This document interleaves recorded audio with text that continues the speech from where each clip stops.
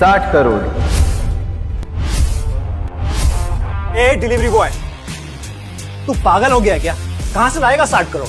ये नीलामी है, कोई बच्चों का खेल नहीं। यहाँ जो बोला जाता है वो देना भी पड़ता है। अगले ही पल अभिनव ने एक चेकबुक निकाली और उस पर 60 करोड़ का अमाउंट डालकर साइन करने लगा। लगता है इस डिलीवरी बॉय ने जेल जाने की पूरी ठान रखी है। देखो कैसे धड़ल्ले से चेक साइन कर रहा है। मैनेजर साहब, आप इसका बैंक अकाउंट जरूर चेक करवा लेना। उसे ये चेक भरते हुए वहाँ पर मौजूद हर इंसान देख रहा था और सभी भौचक्के हो गए थे। एक बार को तो बैंक के मैनेजर को भी भरोसा नहीं हो रहा था कि आखिर 3 करोड़ की चीज को ये अभिनव जैसा डिलीवरी बॉय 60 करोड़ में क्यों खरीद रहा है, और क्या सच में इसके अकाउंट में 60 करोड़ है भी या नहीं। 1 मिनट। मैनेजर ने तुरंत अपनी टीम को कॉल करके चेक की जांच पड़ताल करने के लिए बोला, लेकिन अभिनव के बैंक अकाउंट का टोटल बैलेंस सुनते ही उनके होश उड़ गए। 800 crore? What's the group name? PR Group. ये नीलामी यहीं खत्म की जाती है और 60 करोड़ में ये बेशकीमती कालीन मिस्टर अभिनव को दी जाती है। जैसे ही मैनेजर ने माइक से ये अनाउंस किया तो वहाँ बैठे हुए सभी लोगों की आंखें फटी की फटी रह गई। अलाइना को समझ नहीं आ रहा था कि जिस अभिनव को अभी तक सब लूजर समझ रहे थे, उसके पास जितने पैसे कहां से आ सकते हैं। वो ये सब सोच ही रही थी कि तभी उसे एक कॉल आया। वो इम्पोर्टेड कालीन आपको मिल गई? ये अभिनव करके कोई डिलीवरी बॉय है जिसने 60 करोड़ की बोली लगाई है। मतलब आजकल ये डिलीवरी वालों के पास भी इतने पैसे आ गए कि 5 करोड़ की चीज को 60 करोड़ में खरीद रहा है।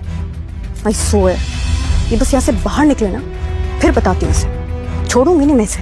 अलाइना जी, ये सब सोचने से पहले आप एक बार अभिनव की मूवी में देखिए।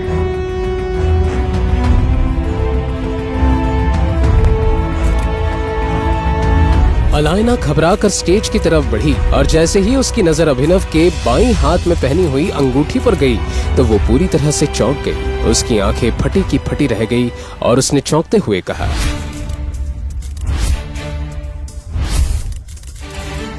टाइगर। क्या है टाइगर नाम की सच्चाई? कैसे एक डिलीवरी बॉय के अकाउंट में आए 800 करोड़? अगर वो इतना पावरफुल है तो क्यों रह रहा था दुनिया के सामने डिलीवरी बॉय बनकर? इन सब सवालों ने इंस्पेक्टर का दिमाग घुमा दिया था। ये वीडियो उसे एक अनजान लड़की ने दिया था, पर इसके पहले 2 अलग अलग जासूसों ने इंस्पेक्टर को अभिनव के बारे में कुछ बताया था। उसने पहले जासूस की बताई कहानी याद करने की कोशिश की। अभिनव, मेरी बात तो सुनो। देखो, इस रेस्टोरेंट में ना बहुत अमीर लोग आते, और एक बार मेरे कपड़े तो देखो। वैभवी, देखो, यहाँ बहुत अमीर लोग आते और उनमें और हमें जमीन आसमान का फर्क है। वैभवी, तुम उसकी चिंता मत करो, मैंने उसके लिए सेविंग्स कर रखी है ना। आज तुम्हारा बर्थडे है वैभवी। वही तो, तुमने दिन रात ऑर्डर डिलीवर करके पैसे जमा किए। मैं तुम्हें एक दिन में सारे पैसे नहीं उड़ाने दूंगी। वो सब तुम छोड़ दो, तुम बस चलो मेरे साथ। अभी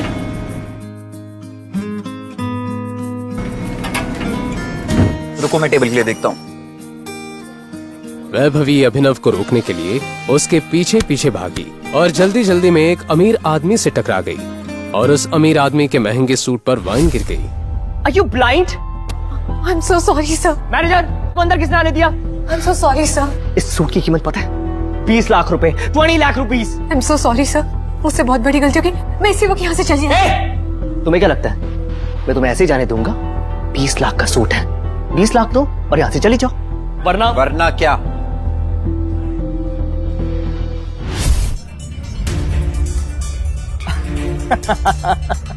ये चल क्या रहा है मैनेजर यहाँ पे? इस रेस्टोरेंट का स्टैंडर्ड ही नहीं रहा कुछ। अभी इसी वक्त मेरी गर्लफ्रेंड से माफी मांगो। एक्सक्यूज मी, मैं इससे माफी मांगू?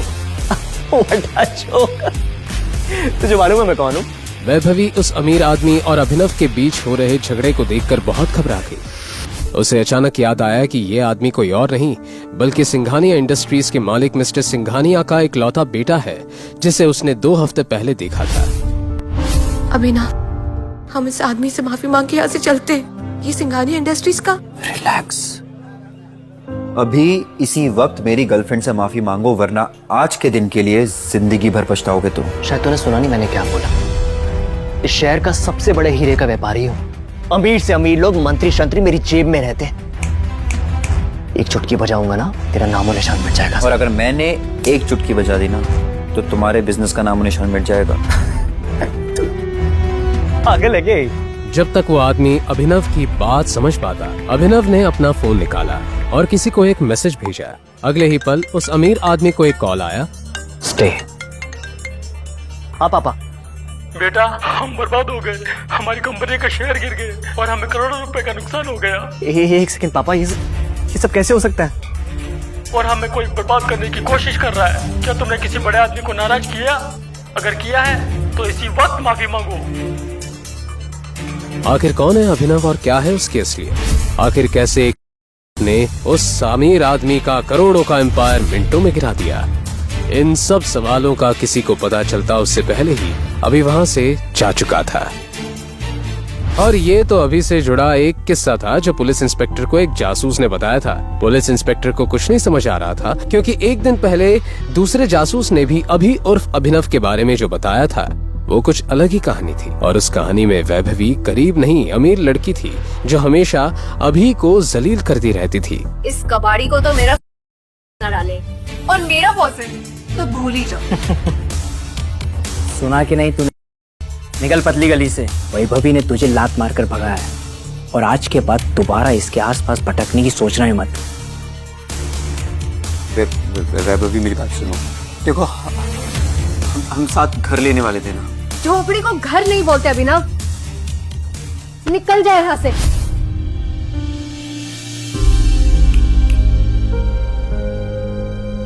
अभिनव की आंखों के सामने उसकी गर्लफ्रेंड वैभवी किसी और की हो गई। उसे यकीन नहीं हो रहा था कि पैसों के लिए वैभवी उसे इस कदर धोखा देगी। उसका सीना दर्द से फटा जा रहा था। अभिनव पूरी रात सड़क पर शराब पीता रहा और अपनी किस्मत को कोसने लगा। हे भगवान, वो जन्नत को इससे बेहतर तो उठा ही लेता। अभिनव नींद और नशे में बेसुध था। एक कार के सामने आने ही वाला था कि इतने में कार के ड्राइवर ने ब्रेक लगा दिए।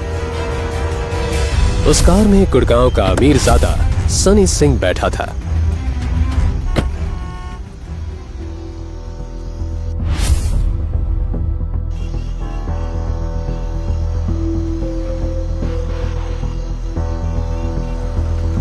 नशे में धुत सनी ने अभिनव को देखकर अपने गार्ड से कहा, परफेक्ट, अब आएगा मजा।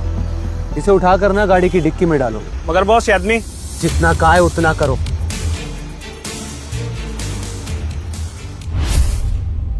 क्या था सनी का प्लान? अगली सुबह जब अभिनव की आंख खुली तो वो एक खूबसूरत लड़की को अपने बगल में देखकर हैरान रह गया था। लेकिन उससे पहले कि वो कुछ समझ पाता, बंदूक ताने खड़े दो आदमियों को देखकर वो चौंक गया। कौन लोग हो तुम? और मैं यहाँ कैसे? सनी की बहन अनन्या को अपनी आंखों पर यकीन नहीं हुआ।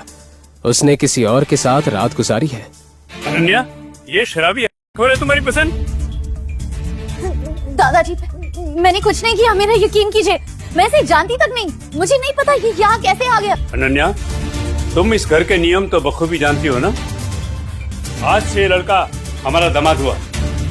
दादाजी, बस अंकल, अगर तुमने कोई नियम तोड़ा, तुम्हारे नाम होने वाली कंपनी सनी के नाम हो जाएगी।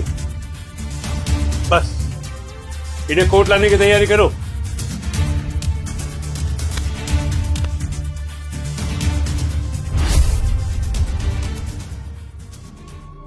हाथों हाथ जबरदस्ती अभिनव और अनन्या को कोर्ट रजिस्ट्रार के सामने पेश करवा शादी करवा दी गई।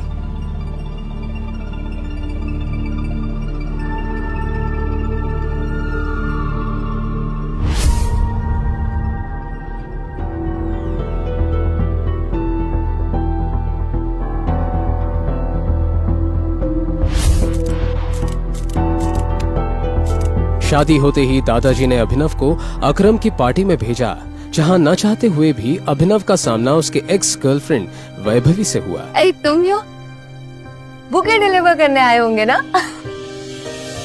तुम्हें इस लेविश पार्टी में देखकर ना मुझे उल्टी सी आ रही है।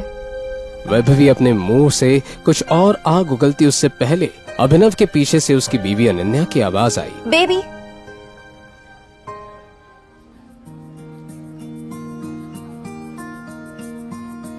अनन्या ने जैसे ही अभिनव को प्यार से बेबी कहा, मानो अभिनव के दिल के तार फिर से बजने लगे। कहाँ रह गए थे? दादाजी बुला रहे थे। चल। वो अनन्या की ओर आकर्षित होने लगा था। ज्यादा खुश होने की कोई जरूरत नहीं है। मेरी इन्वेस्टर्स इस पार्टी में है और उन्हें पता है कि हमारी शादी हो गई है। सो ये मेरे हस्बैंड अभिनव। हाय। अभिनव ने हाथ मिलाने के लिए जैसे ही अपना हाथ बढ़ाया, उस इन्वेस्टर की नजर अभिनव की उंगली में पहनी एक रिंग पर गई जिसमें टी लिखा हुआ था। उस इन्वेस्टर के पसीने छूट गए और वो बोला, ये नहीं हो सकता।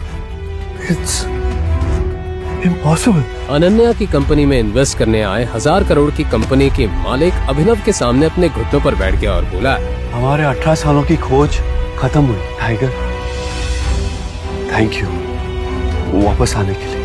क्यों एक मामूली से डिलीवरी बॉय को इन्वेस्टर्स टाइगर बुला उसके सामने घुटने टेक बैठ गए? ऐसी कौन सी दुश्मनी थी जिसकी वजह से सनी ने अपनी ही बहन के चरित्र पर इतना बड़ा दाग लगाया? क्या अभिनव का कोई राज था? क्या होगा जब अनन्या के सामने खुलेंगे सच के भयानक पन्ने? आखिर कौन है टाइगर? शाम को लगातार बजती घंटी की आवाज ने अभिनव को जगा दिया। दरवाजे पे उसकी बीवी अनन्या थी। उसने अभिनव के बिखरे हुए बाल और सिलवटों वाले कपड़े देखकर तुरंत ही उससे पूछा, तुम वापस कब आए? क्या तुम पूरे दिन से घर में सो रहे हो? नहीं, मैं तो दोपहर को आ गया था। वैसे तुम्हें तुम्हारे भाई का कॉल आया है क्या आज? नहीं तो वो मुझे कॉल क्यों करेगा? लगता है सनी सिंह अभी भी मेरी बात को सीरियसली नहीं ले रहा है। अरे नहीं, मैंने तो बस वैसे ही पूछा। अपने भाई का नाम सुनकर अचानक से अनन्या को याद आया कि उसके भाई ने वीआर ग्रुप के साथ सिंह इंडस्ट्रीज के कॉर्पोरेशन का सारा मैटर चिराग के हाथ में दे दिया है। यही सोचकर अनन्या को अंदर ही अंदर बहुत गुस्सा आ रहा था, लेकिन उसे इस बारे में अब और नहीं सोचना था। फिर अचानक अनन्या को याद आया कि कल की रात अभिनव घर नहीं लौटा था। उसे अभिनव पर शक हुआ और उसने पूछा, कल रात तुम कहाँ थे? वो मैं कल अपने पुराने दोस्त के घर पे गया था। बात करते करते लेट हो गया तो वहीं सो गया था। पुराना दोस्त मिस्टर अकरम होटल से फायर किया हो ना? अनन्या अभिनव को घूरने लगी। उसे यकीन नहीं हो रहा था कि अपने फटीचर पति की दोस्ती शहर के सबसे बड़े बिजनेसमैन और माफिया किंग अकरम से भी है। हाँ, तुमने सही पहचाना।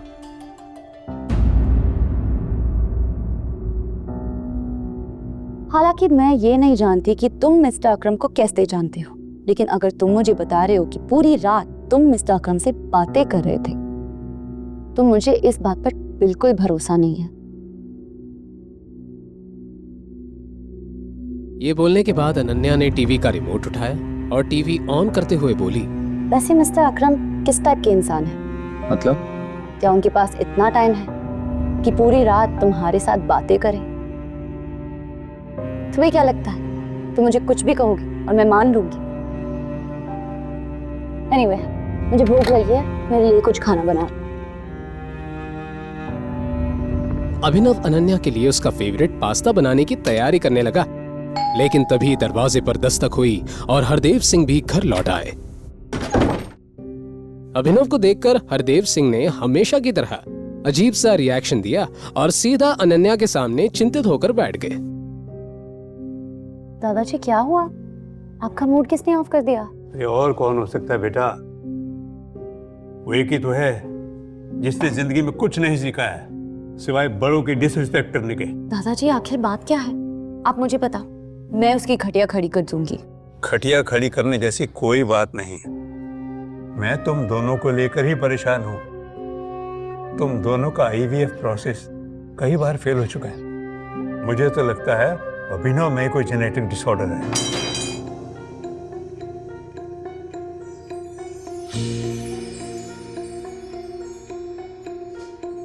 एक तो अनाथ है, परिवार का आता पता नहीं।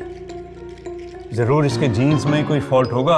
ये बोलते हुए हरदेव का ध्यान किचन की तरफ गया और फिर वो अभिनव को सुनाई दे ऐसी आवाज में बोले, अरे मैं तो चाहता हूं अभिनव एक बार अपना फिजिकल एग्जामिनेशन करवा ले। अरे मैं तो तुम दोनों का भला ही चाहता हूं, और क्या। दादाजी, आप इतनी स्वीट हो, पर क्या हम इस मैटर को थोड़ा साइड में रख सकते हैं अभी के लिए? वैसे ही मेरे सर पे काम का इतना लोड है अभी अभी मेरी कंपनी फाइनेंशियल क्राइसिस से बाहर निकली है। मुझे अभी कंपनी पे ध्यान देना है, ना कि बच्चे पे। बेटा तुम चाहती हो कि मैं इस बात को साइड में रख दूं? अरे 2 साल से ज्यादा हो गया तुम्हारी शादी को, कई बार तुम्हारा IVF प्रोसेस फेल हो चुका है, उसके बाद भी तुम जल्दी में नहीं हो। अरे लोगों को जवाब मुझे देना पड़ता है, ताने मुझे सुनने पड़ते हैं। अरे ऐसा है ना, आगे से लोगों को जवाब खुद ही दे दिया करना। दादाजी प्लीज, मुझे इस टॉपिक पे अभी बात नहीं करनी। अनन्या, अपनी पसंदीदा पास्ता देखकर अनन्या के चेहरे पर स्माइल आ गई। पहली बार अभिनव की तरफ से अनन्या को केयर फील हुई।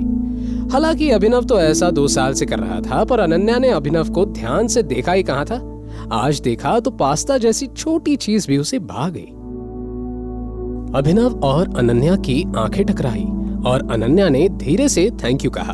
अभिनव को भी एहसास हो गया था कि अनन्या के दिल में घर बनाने के सफर में वो एक कदम आगे बढ़ गया है। अनन्या इस पल में इतना खो गई थी कि उसने अपने दादाजी के डिससैटिस्फाइड लुक को पूरी तरह से इग्नोर कर दिया। अभी के लिए तुम्हें फिजिकल एग्जामिनेशन की जरूरत नहीं है, हम इसके बारे में कभी और सोचेंगे। मैं भी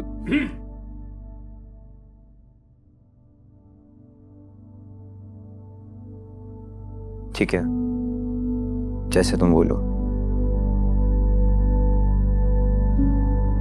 अभिनव अपनी खुशी पूरी तरह जाहिर नहीं कर पाया। ये बहुत बड़ा दिन था। अनन्या ने अभिनव के लिए अपने दादाजी के सामने स्टैंड लिया, वो भी इतनी बड़ी बात पर। उसे मामला बनता दिख रहा था।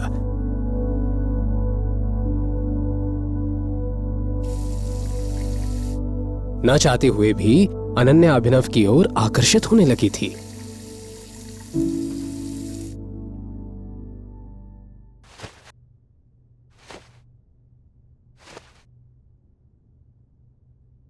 अनन्या, अगर कल तुम्हें तुम्हारे भाई का कॉल आए, वो BR ग्रुप के साथ सिंह इंडस्ट्रीज की कॉर्पोरेशन की बात करे, तो तुम एकदम से हाँ मत कहना।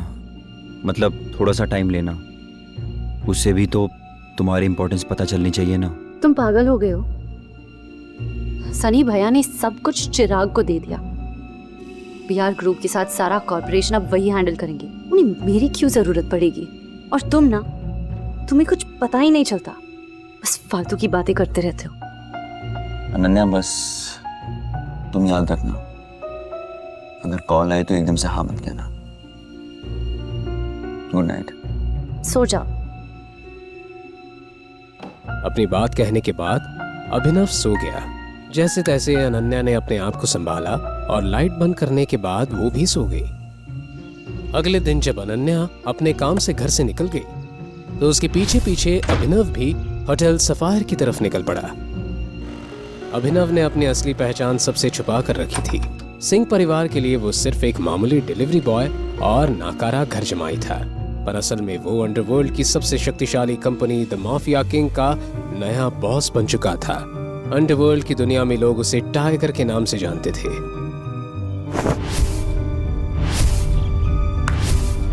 संजय के हत्याकांड के बाद अकरम ने अभिनव को 18 साल तक एक अनाथ आश्रम में रखा।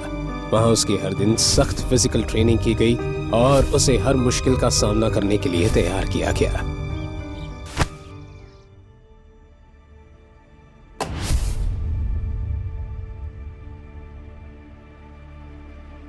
इस कंपनी की बुनियाद उसके पिता संजय ने रखी थी, लेकिन संजय के देहांत के बाद कंपनी की जिम्मेवारी उनके वफादार साथी अकरम के कंधों पर आ गई। जब अकरम को लगा कि अभिनव काबिल हो चुका है, तब उसने उसे माफिया किंग के गद्दी पर बैठाया, लेकिन अपनी असली पहचान सबसे छुपाने की एक शर्त भी रखी। अगर ये शर्त टूटी तो अभिनव को इस गद्दी से हाथ धोना पड़ सकता है। वैसे ऑफिस का आरामदायक माहौल, खासकर जॉब, आपके अंडर एक एफिशिएंट सेक्रेटरी हो जो सब कुछ कर ले और आपको कुछ करने की जरूरत ना पड़े, तो आपको और मजा आने लगता है।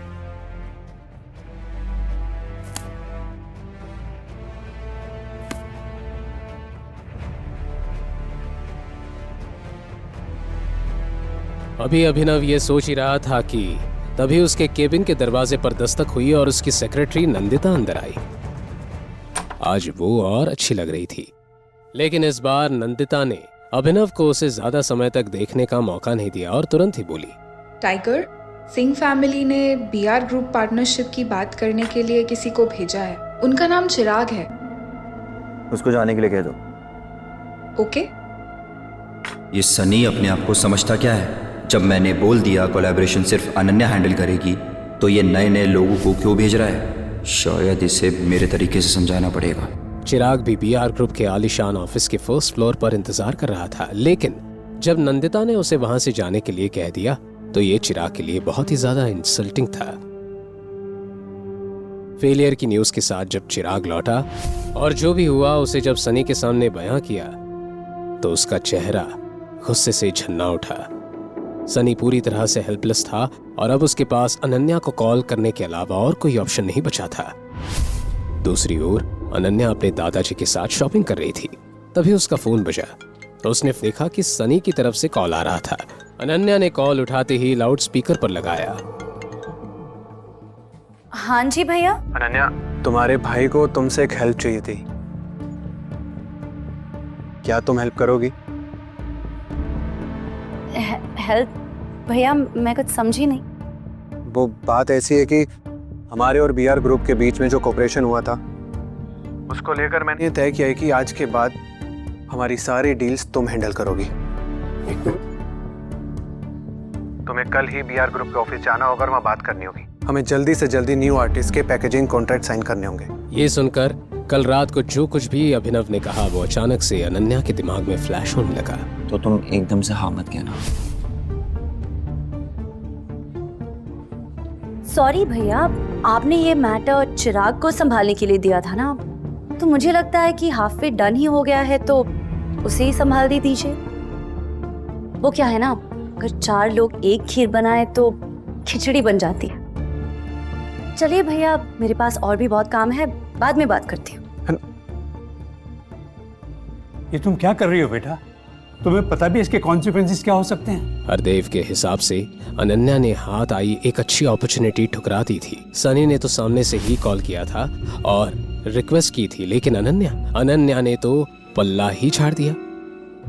अनन्या डिजाइनर बुटीक से बाहर आकर एक बेंच पर बैठ गई और उसने तुरंत अभिनव को एक मैसेज किया। दूसरी तरफ अभिनव फोन पर अकरम से बात कर रहा था। उन दोनों का प्लान था कि आज का लंच साथ में करते हैं।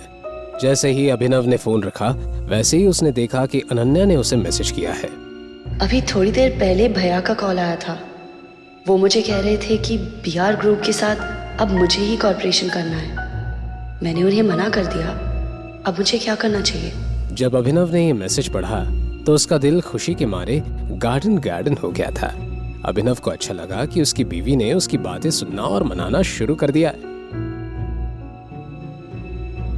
अब तुम्हें थोड़ा इंतजार करना चाहिए और परेशान मत हो। आज नहीं तो कल तुम्हारे भैया तुम्हें दोबारा कांटेक्ट करने की जरूर कोशिश करेंगे, लेकिन तुम्हें तब तक अग्री नहीं करना है जब तक वो तुमसे तुम्हारे फायदे की बात ना करें।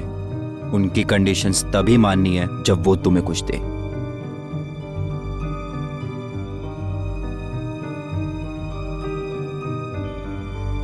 आज बहुत दिनों बाद अभिनव की मुलाकात अकरम से हो रही थी। एक अकरम ही तो था जिसने अभिनव को उसकी असली पहचान से रूबरू करवाया था, टाइगर नाम से रूबरू। Tiger, welcome welcome welcome.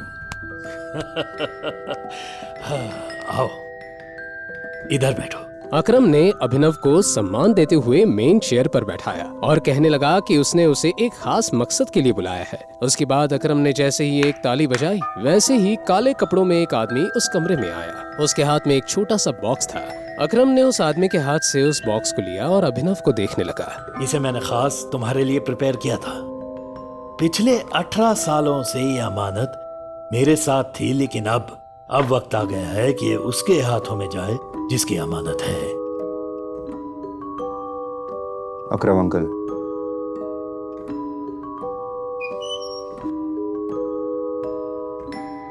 मैं ये अमानत नहीं ले सकता। स्पेशली मैंने तुम्हारे लिए इसे ढूंढा है और वक्त आने पर ये तुम्हारे बहुत काम आएगी। जैसे ही अकरम के मुंह से ये शब्द बाहर आए वैसे ही उसका फोन बजने लगा। हेलो। फोन उठाने के बाद अकरम के एक्सप्रेशंस कुछ ज्यादा ही सीरियस हो गए थे। ठीक है, देखता हूं मैं। टाइगर, आई एम सॉरी, लेकिन मुझे लग रहा है तुम्हें लंच अकेले ही करना पड़ेगा। मुझे एक बहुत जरूरी काम आ गया है और उसे सेटल करने जाना है। लेकिन तुम मेरा ये गिफ्ट एक्सेप्ट करो। हाँ, इसे तुम मेरी तरफ से अपने बर्थडे का एडवांस गिफ्ट समझो। मैं समझ गया, आप जाइए अपना काम कीजिए और इसे मैं एक्सेप्ट करता हूँ। Thank you in advance. ठीक है टाइगर, हम जल्दी साथ में लंच करेंगे, ओके?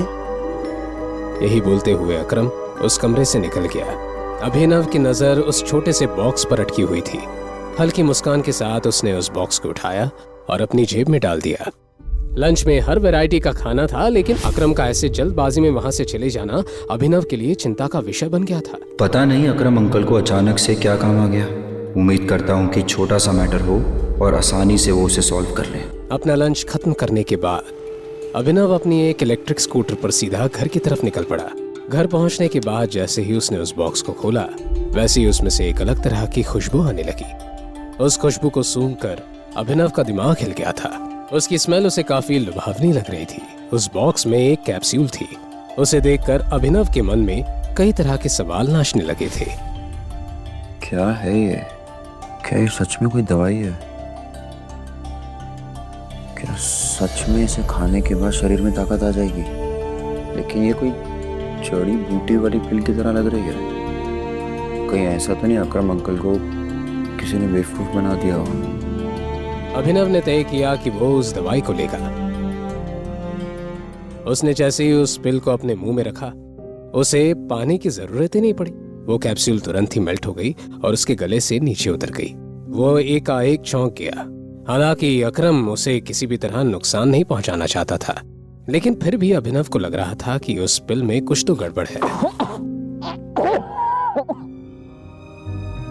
बिना सोचे समझे उसने ये पिल तो ले ली थी, लेकिन कहीं अब अभिनव मर तो नहीं जाएगा कि तभी अचानक से उसे अपने पेट में एक तेज दर्द का एहसास हुआ। कुछ ही सेकंड्स में उसका पूरा शरीर कांपने लगा और देखते ही देखते अभिनव बेहोश हो गया।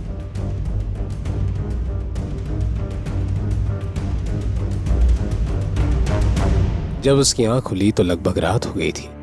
अभिनव ने आंख खोली थी कि तभी अचानक से उसे तेज बदबू आने लगी। इस समय उसके कपड़े पूरी तरह गीले हो गए थे और उनमें से भी बदबू आ रही थी। वो काफी डिस्गस्टिंग लग रहा था। अभिनव के पास सोचने का बिल्कुल टाइम नहीं था। वो शावर लेने के लिए बाथरूम चला गया। अपने शरीर को अच्छे से साफ करने में उसे करीब 1 घंटा लगा। नए कपड़े पहनकर वो बाथरूम से बाहर आए। बेहोश होने के बाद जिस जगह पर वो गिरा, उस जगह पर येलोइश कलर का लिक्विड जम गया था। वहां से और भी ज्यादा बदबू आ रही थी और उसे साफ करने में अभिनव को और आधा घंटा लगा। अकरम अंकल को किसी ने बेवकूफी बनाया है। ताकत वाकत तो छोड़ो, दर्द अलग दे दिया है, ऊपर से ये बदबू। मुझे तो अभी ये भी नहीं पता कि इस दवाई के और कितने साइड इफेक्ट्स होंगे। जैसे ही कमरे की सफाई हुई, वैसे ही अनन्या और हरदेव घर आ गए। अच्छी शॉपिंग होगी ना आज, है ना? और टाइम पर भी हो गए, एकदम टाइम पर। तुमने खाना बना दिया? दरअसल मुझे काम था तो मैं खाना नहीं बना पाया। मैं सोचता था क्यों नहीं आज हम बाहर खाना खाने चल रहे हैं। अच्छा, आज से पहले तो ऐसे बहाने सुनने को मिले नहीं थे। वे सारा दिन घर पर रहते हो, काम धाम करने का कुछ है नहीं। लगता नहीं आजकल साहबजादे कुछ ज्यादा बिजी रहने लगे हैं। अनन्या को भी अभिनव की बात कुछ हजम नहीं हुई, लेकिन अभी कुछ दिनों से अभिनव का बदला रूप देखकर अनन्या अभिनव से चिढ़ नहीं सकती थी। इसलिए अनन्या ने कहा, एक्चुअली दादाजी, मैं भी सोच रही थी कुछ दिनों से क्यों ना हम खाना खाने बाहर चले।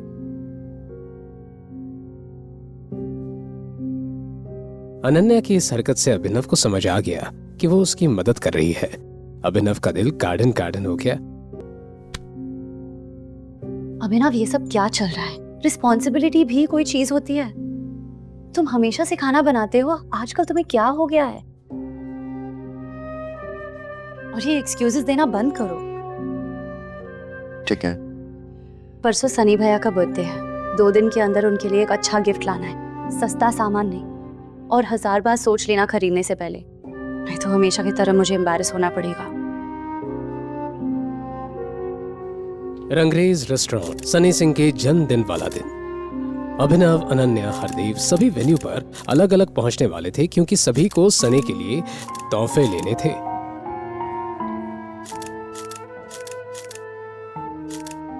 समय देख रही हो? अभिनव अभी तक नहीं आया था और अनन्या उसी का इंतजार कर रही थी। अभिनव ने अनन्या से प्रॉमिस किया था कि इस बार वो भी गिफ्ट देगा, वो सबसे हटके होगा, लेकिन उसके बाद भी अनन्या के दिल में एक खलबली मची हुई थी। जब अनन्या ने देखा कि अभिनव अपने हाथ में ऑर्डिनरी लकड़ी का बॉक्स हाथ में लेकर वहां पहुंच गया है तो उसके चेहरे पर 12 बज गए। क्या यार अभिनव, कम से कम बॉक्स तो गिफ्ट रैप करवाती। अरे मुझे वैसे भी रैप नहीं कराना था और मेरे पास टाइम भी नहीं था ये रैप कराने का।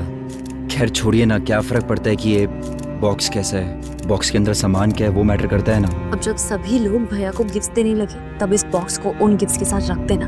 इस बार मुझे कोई ड्रामा नहीं चाहिए, थक गई हूँ मैं। ठीक है, जैसे तुम बोलो। सनी सिंह का वफादार दोस्त चिराग ये सब देख रहा था और अभिनव को जलील करने का ये सुनहरा मौका वो अपने हाथ से नहीं जाने देना चाहता था। अब ये फटीचर भी पार्टीज में आएंगे।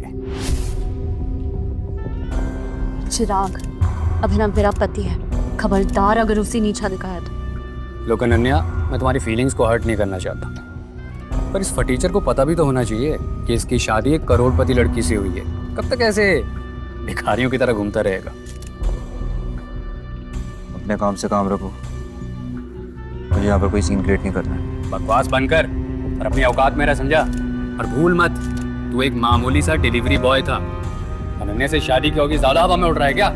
उससे कोई फर्क नहीं पड़ता है मैं जितना मर्जी यूजलेस हूँ, लेकिन तुझसे काफी बेटर हूँ, जिससे बीआर कंपनी ने एक कचड़े की तरह अपने ऑफिस से बाहर निकाल दिया था। मामला कुछ ज्यादा ही गर्म हो गया था। चिराग शहर के बड़े बड़े गुंडों के साथ में भी उसका अच्छा खासा उठना बैठना था, लेकिन उसके बाद भी उसने चिराग से पंगा ले लिया।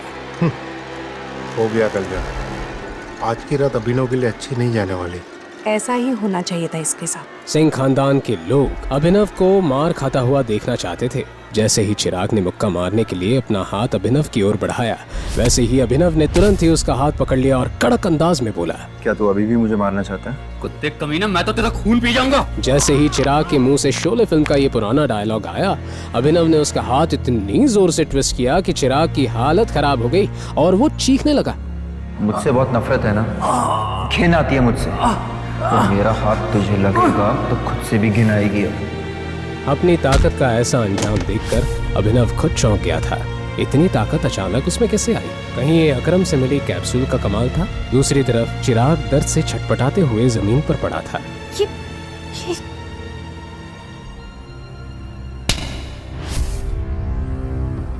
तुम अपने आप को समझते क्या हो? आज सनी का जन्मदिन है, खुशियां मनाने का दिन। अभिनव भी हरदेव को गुस्से से घूरे जा रहा था। अगर आज मैंने तुझे जान से नहीं मार दिया ना, तो मेरा नाम चिराग ओबरॉय नहीं।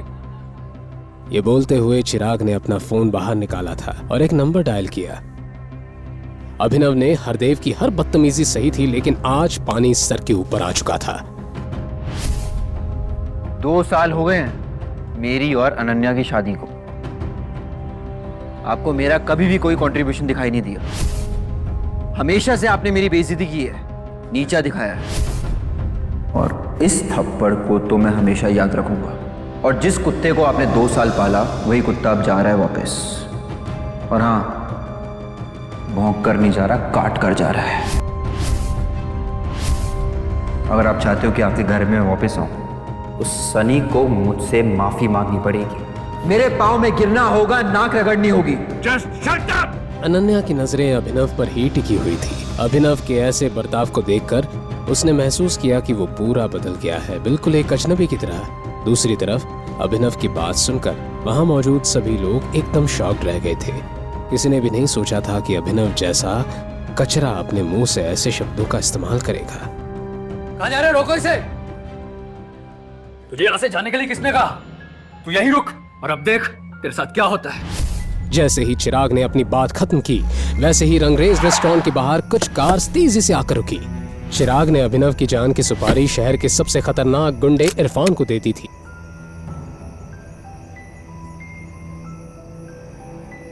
अपने आदमियों के साथ इरफान गुस्से से जैसे ही अंदर आया, चिराग ने उससे कहा, इरफान भाई फाइनली आप आ गए।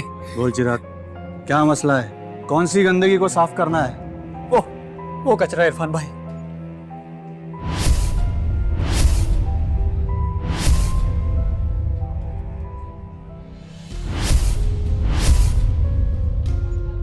तो तुम हो जिसने मेरे भाई को मारा है। जिस कुत्ते को भौंकने की आदत हो उसे सबक नहीं सिखाना चाहिए क्या? बेटा, तुम अभी जवान हो, तुम्हारे खून में बहुत गर्मी है, समझ सकता हूं, पर क्या तुम्हें यह बात पता है कि मुझसे आज तक इस तरह किसी ने बात नहीं की? मुझे कोई फर्क नहीं पड़ता लोग आपसे किस तरह बात करते हैं। अगर आपने मुझसे इस तरह से बात करी तो बहुत रिग्रेट होगा आपको। लड़के, कसम से तेरे में बहुत एरोगेंस है। अब तेरे जैसे छोटे इंसान के सामने मैं एरोगेंट भी नहीं हो सकता क्या? अभिनव के चेहरे पर ना तो कोई डर था और ना ही कोई शिकन। ऐसा लग रहा था जैसे उसके शरीर में कोई भूत आ गया था। तूने अब भी मुझे नहीं बचाना इरफान, याद कर। इरफान भाई अभिनव को घूरने लगे थे, पता नहीं क्यों, लेकिन इरफान भाई को अभिनव को जाना पहचाना सा लग रहा था। तेरी हिम्मत कैसे हुई ऐसी बात करने की? मैं देखता हूं इसे। इरफान भाई की बेइज्जती होते देख उनके शागिर्द भी अभिनव पर एक साथ टूट पड़े। इस हाथापाई में अभिनव की उंगली से एक रिंग नीचे गिर गई और लुढ़क कर इरफान भाई के कदमों में आकर रुकी।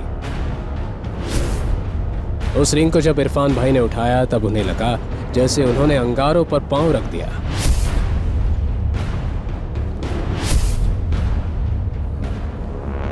वो तुरंत अभिनव के पैरों में गिर गए और कहने लगे, टाइगर, मुझे माफ कर दो टाइगर, मेरे से बहुत बड़ी भूल हो गई।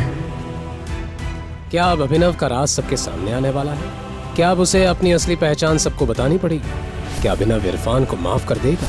क्या होगा जब चिराग को अभिनव की असलियत पता चलेगी? आखिर बीआर ग्रुप से अभिनव का क्या ताल्लुक है? क्या अकरम ने दी हुई पिल का कोई साइड इफेक्ट होगा? अनन्या द्वारा किए गए सवाल का जवाब अभिनव देता।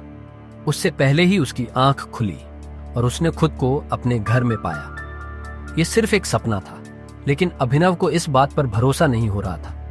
अभिनव अपने घर पर इसलिए सो रहा था क्योंकि अनन्या को बिल्कुल पसंद नहीं था कि वह सुबह उठकर अभिनव का चेहरा देखे। अभिनव के पापा संजय की मौत जो एक साजिश थी, उसके बाद से वह काफी अकेला हो गया था। अपने पापा की मौत के पीछे जो आदमी था उसका चेहरा उसे अच्छी तरह याद था। आज उठकर अभिनव को अकरम से मिलने जाना था। अभिनव जल्दी से तैयार होकर जब अकरम के पास पहुंचा तो अकरम उसे देखकर काफी खुश हो गया और कहा, आखिरकार हमने तुम्हें ढूंढ ही लिया टाइगर। टाइगर? हाँ, मैं पिछले 18 सालों से तुम्हें ढूंढ रहा हूं। तुम हमारे टाइगर हो, हमारे इस हजारों करोड़ के बिजनेस एम्पायर के वारिस जिसे हम तीनों दोस्तों ने मिलकर शुरू किया था। मैं, तुम्हारे पापा संजय और राणा अग्निहोत्री।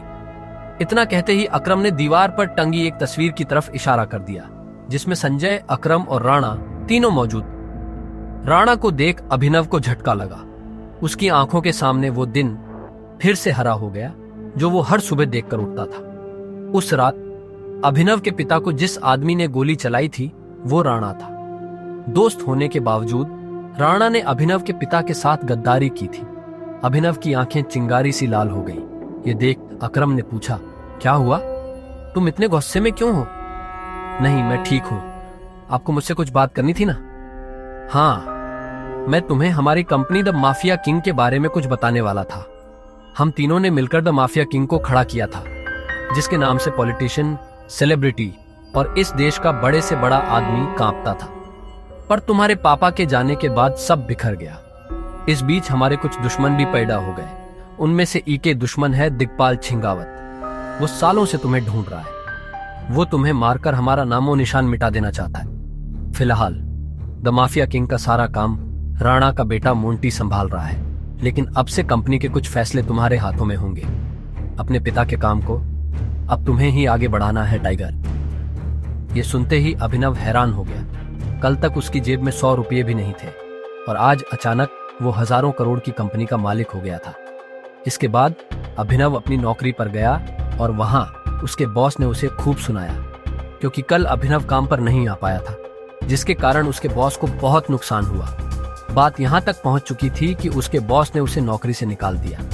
इसके बाद अभिनव ने अपने बॉस से कहा, ठीक है, मैं जा रहा हूं, इस महीने जो मैंने काम किया उसकी सैलरी दे दीजिए।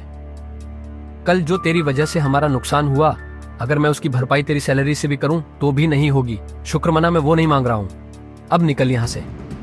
ये आप क्या बोल रहे हो? मैंने पूरे महीने काम किया है, एक दिन नहीं आया तो आपका 25,000 का नुकसान हो गया। मैं तब तक यहां से नहीं जाऊंगा जब तक मुझे मेरी सैलरी नहीं मिल जाती। हाँ, अच्छा रुक, अभी देता हूं तुझे तेरी सैलरी, उसके बॉस ने कहा और टेबल पर रखी घंटी बजा दी। अगले ही पल कमरे का दरवाजा खुला और 4 बाउंसर अंदर घुस आए। उठाकर पटक आओ, बाहर इसको।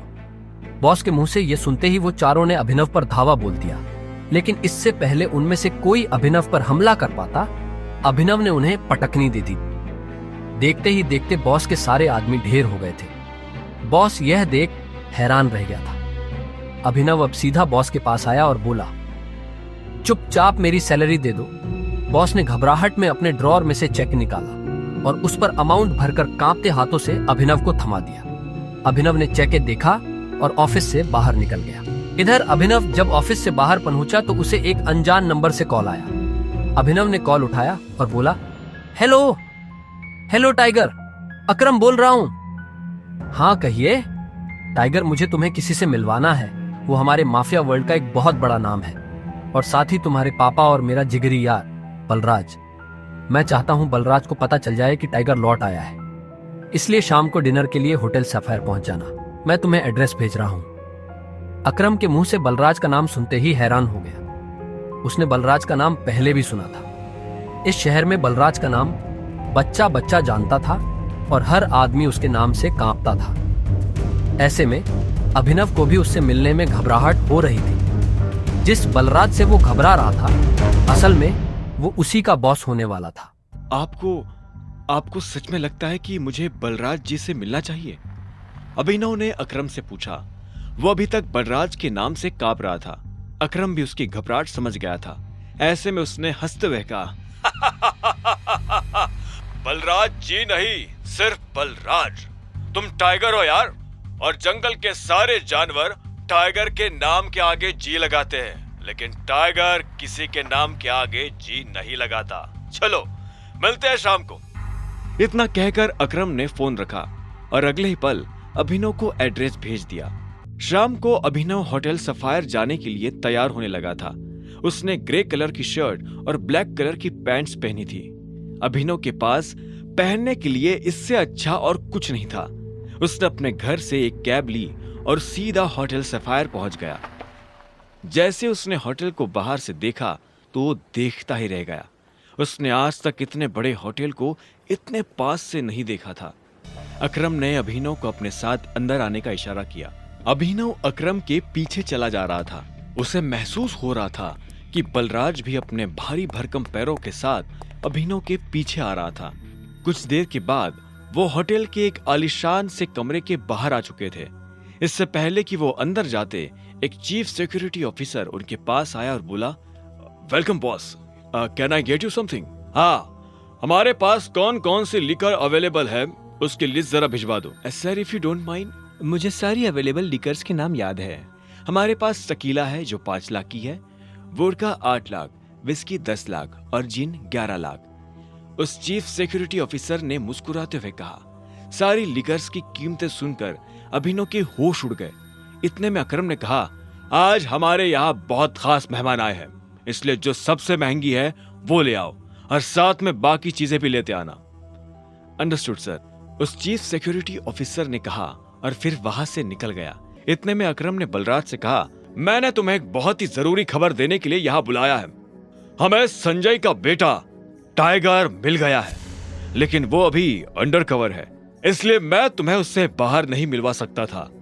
अकरम के इतना कहते ही 2 चीफ सिक्योरिटी ऑफिसर अंदर आए और उन्होंने वाइन और बाकी चीजें टेबल पर रख दी।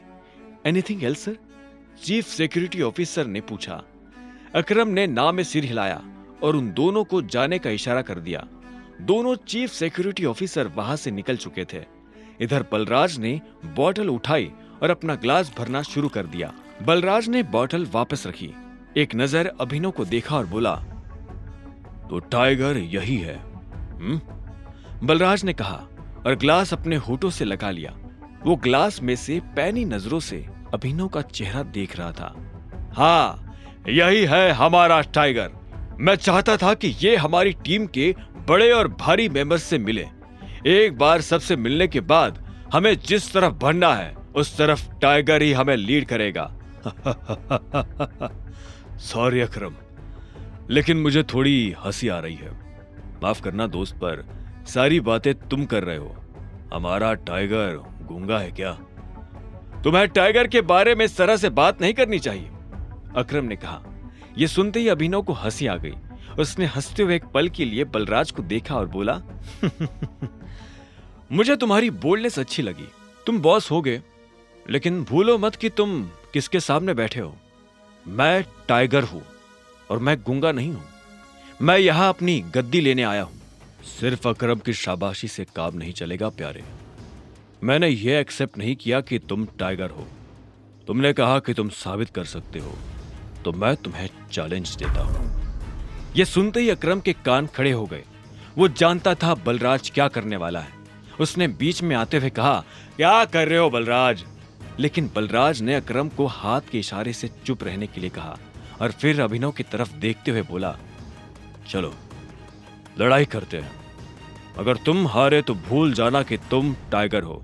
हमसे कुछ पैसे लेना और गुड़गांव से जितना दूर हो सके उतना दूर सेटल हो जाना। अरे नहीं बलराज, ये सही नहीं है, अकरम ने घबराहट में कहा। बलराज जवाब के इंतजार में अभिनव को देख रहा था। अकरम ने अभिनव को देख ना में सिर हिला दिया। अभिनव ने अकरम से नजर हटाई, बलराज को देखा, अपना ग्लास उठाया, एक सांस में सारी शराब गटकी और जोर से ग्लास टेबल पर पटक कर बोला, कब करनी है लड़ाई? यह सुनते ही बलराज के चेहरे पर मुस्कान आ गई। अकरम के होश उड़ गए थे। क्या? नहीं टाइगर, होल्ड होल्ड, तुम्हें कुछ भी साबित करने की जरूरत नहीं है, अकरम ने अभिनव से कहा। वो अभिनव को किसी तरह की परेशानी में नहीं डालना चाहता था। अकरम, मैं जो कर रहा हूं अपनी मर्जी से कर रहा हूं। बलराज जो आज मेरे मुंह पर बोल रहा है, मैं नहीं चाहता कि कल को कोई भी एरा गेरा मेरे पीठ पीछे बोले, अभिनव ने कहा और बलराज की आंखों में देखने लगा। जब अकरम ने अभिनव की आंखों में संजय जैसे तेवर देखे तो उसने गहरी सांस ली और सब ऊपर वाले के भरोसे छोड़ दिया। लगभग 1 घंटे के बाद बलराज अभिनव और अकरम के साथ अपनी प्राइवेट अरीना में आ गया था। यह वही अरीना थी जहां पर बलराज अक्सर लड़ाई किया करता था। तो अकरम मियां, किस पर दाव लगाओगे, मैं या ये? बेवकूफी भरा सवाल है बलराज। टाइगर के होते हुए किसी और पर दाव लगाया जा सकता है क्या? अकरम ने जवाब दिया। बुरी तरह पछताओगे, मुंह छिपाने की भी जगह नहीं मिलेगी, बलराज ने हंसते हुए कहा और रिंग में दाखिल हो गया।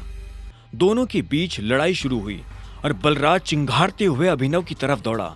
उसने जैसे ही अभिनव पर पहला मुक्का मारा तो अभिनव एक बार को सन्न रह गया। बलराज किसी हाथी जैसा लग रहा था। उसका मुक्का अभिनव की नाक तोड़ता उससे पहले अभिनव को होश आया और उसने अपना सिर नीचे झुका लिया। बलराज का मुक्का खाली गया और वो पलटकर अभिनव को देखने लगा। उसके चेहरे पर हंसी थी। बलराज फिर से भागते हुए अभिनव की तरफ आया। उसने फिर से हवा में मुक्का ताना। अभिनव ने फिर से अपना सिर झुकाया और बलराज की पीठ पर घुमाकर एक लात मार दी। बलराज धक्का खाकर रिंग पर गिर गया। इधर अभिनव दूसरे कोने में खड़ा हो गया था। बलराज को इस बार गुस्सा आया। वो फिर से तेजी से अभिनव की तरफ बढ़ा और अभिनव ने झुककर उसके पैर पर लात मार दी। बलराज अपने आप को संभाल नहीं पाया और फिर से नीचे गिर गया। ये देख अकरम को मजा आ गया। उसने बलराज से कहा, सरेंडर कर दो बलराज, क्यों अपना रिकॉर्ड खराब कर रहे हो? मैं बाहर किसी से नहीं कहूंगा कि तुम टाइगर से हारे थे। बलराज ने गुस्से में फर्श पर अपना हाथ मारा और झटके से खड़ा हो गया। इसके बाद उसने एक के बाद एक अभिनव पर मुक्के बरसाना शुरू कर दिए। अभिनव ने अपने आप को उसके मुक्कों से बचाया और आखिर में जैसे ही बलराज का मुक्का अभिनव के चेहरे पर पड़ने वाला था, अभिनव ने उसे रोका और बलराज के पेट में एक मुक्का मार दिया। बलराज दर्द के मारी नीचे झुका। इतने में अभिनव ने बलराज के पीछे आकर अपने दोनों हाथ उसकी कमर में कसे और उसे हवा में उठा दिया। ये देख अकरम का मुंह खुला का खुला रह गया था। आखिर में अभिनव ने बलराज को एक पल के लिए हवा में थामा और फिर उल्टा पटक दिया। बलराज के मुंह से चीख निकल गई। ये कहां से सीखा? कहीं से नहीं, ये टाइगर को विरासत में मिला है, उसकी गद्दी के साथ, अभिनव ने कहा। इतने में अकरम ने उसके पास आकर अभिनव को गले से लगा लिया और बलराज को चिढ़ाते हुए बोला, tiger tiger tiger tiger. Balraj की कमर में मोच आई थी, पर उसने हंसते हुए अभिनव से कहा, चलो शराब पीते हैं, आज की पार्टी मेरी तरफ से। इस बात पर अकरम ने कहा, ऐसे नहीं, ऐसे पूछो कि टाइगर, क्या आप मेरे साथ शराब पीना पसंद करेंगे? क्या आप मेरे साथ शराब पीना पसंद करेंगे मेरे टाइगर? बलराज ने कहा और अभिनव के सामने नीचे झुक गया। अभिनव ने मुस्कुराते हुए बलराज को उसके कंधे से पकड़कर ऊपर उठाया और बोला, क्यों नहीं। ठीक इसी वक्त अभिनव का फोन बज उठा। उसने देखा अनन्या का फोन था। हाँ अनन्या, मेरे मम्मी पापा वापस आ गए हैं। जो कुछ भी हुआ उसके बारे में उन्हें पता चल चुका है। वो तुमसे मिलना चाहते हैं। तुम अभी के अभी मेरे दादाजी वाले घर आओ। अभिनव ने फोन जेब में डाला। इतने में अकरम उसके पास आया और बोला, क्या हुआ, सब ठीक है? हाँ अकरम, सॉरी बलराज, लेकिन मैं तुम्हारे साथ नहीं आ पाऊंगा। मुझे अभी अपने ससुराल जाना पड़ेगा। मेरे सास ससुर आए हुए हैं। ससुराल? तुमने शादी कब की? बलराज ने चौंकते हुए कहा। लंबी कहानी है, फिर कभी बताऊंगा, अभिनव ने जवाब दिया। बलराज ने आगे कहा, वैसे अकरम, हमें मोंटी को बुलाकर बता देना चाहिए कि नहीं, अभी नहीं, जब तक चीजें साफ नहीं हो जाती तब तक किसी को भी भनक नहीं लगनी चाहिए कि टाइगर लौट आया है। मोंटी जो कर रहा है उसे करने दो, अकरम ने कहा। इतने में अभिनव ने कहा, चलो मैं निकलता हूं। अकरम, तुम्हें याद है ना, मुझे कल से एक नई नौकरी। हाँ, तुम कल ऑफिस आ जाओ, मैं अपने सेक्रेटरी को बोल दूंगा, तुम्हारा काम हो जाएगा। ये सुन अभिनव ने अकरम और बलराज से हाथ मिलाया और वो बाहर आ गया। उसने अपने जाने के लिए एक कैब बुक कर ली थी। जैसे ही वो कैब में बैठने वाला था कि इतने में अकरम भागते हुए उसकी तरफ बढ़ने लगा। अभिनव ने देखा उसके हाथ में कुछ था। इतने में अकरम पास आया और उसने एक छोटा सा बैग अभिनव को थमा दिया। इसमें क्या है? वही शराब जो हमने होटल में पी थी, अपने सास ससुर को पिलाना। उनकी पूछतों ने भी कभी इतनी महंगी शराब नहीं पी होगी। अकरम ने कहा और इस बात पर दोनों हंस पड़े। आखिर में अभिनव ने कहा, इन सब के लिए thanks, thank you so much. और तुम्हें भी वापिस आकर हमारी उम्मीदें जिंदा करने के लिए, अकरम ने कहा। अभिनव मुस्कुराया और वहां से निकल गया। गाड़ी अनन्या के घर के बाहर आकर रुकी। अभिनव नीचे उतरा और गहरी सांसें लेते हुए घर के अंदर पहुंच गया। उसने देखा कि अनन्या के माता पिता यानी शर्मिला और राजीव सोफे पर बैठे हुए थे। वो उन्हें देखते ही पहचान गया था। वो दोनों भी अभिनव को अंदर आते हुए देख रहे थे। अभिनव जितने अच्छे से मुस्कुरा सकता था वो उतने अच्छे से मुस्कुरा रहा था। नमस्ते मम्मी जी। नमस्ते पापा जी, ये मैं आपके लिए लाया था, अभिनव ने हिचकिचाते हुए कहा और बोतल उन दोनों की तरफ बढ़ा दी। शर्मिला ने अभिनव को देखते ही अपना मुंह फेर लिया था, लेकिन राजीव की नजर जैसे ही बोतल पर पड़ी तो उसने तुरंत अभिनव के हाथ से बोतल ले ली। क्या बात है, ये तो काफी महंगी लग रही है। माय गॉड, क्या खुशबू है, देखो, राजीव ने कहा और बोतल शर्मिला की तरफ बढ़ा दी। शर्मिला ने उसे झटके से दूर किया और बोली, क्या तुम भी? मुझे तो लगता है कि ये कहीं से बोतल चोरी करके लाया होगा। तुम्हें लगता है कि इसके जैसा आदमी इतनी महंगी शराब अफोर्ड कर पाएगा? जो कुछ भी हुआ है उसके बारे में हमें सब कुछ पता है। अनन्या को भी नहीं पता ये सब कैसे हुआ, और मुझे भी लगता है कि ये कोई बहुत बड़ी गड़बड़ हुई है। पर जो भी हो, अब तुम्हारा और अनन्या का जो रिश्ता है उसे बदला नहीं जा सकता। अभिनव ने हाँ में सिर हिला दिया। वैसे भी जो कुछ हुआ उसका उसे मलाल नहीं था।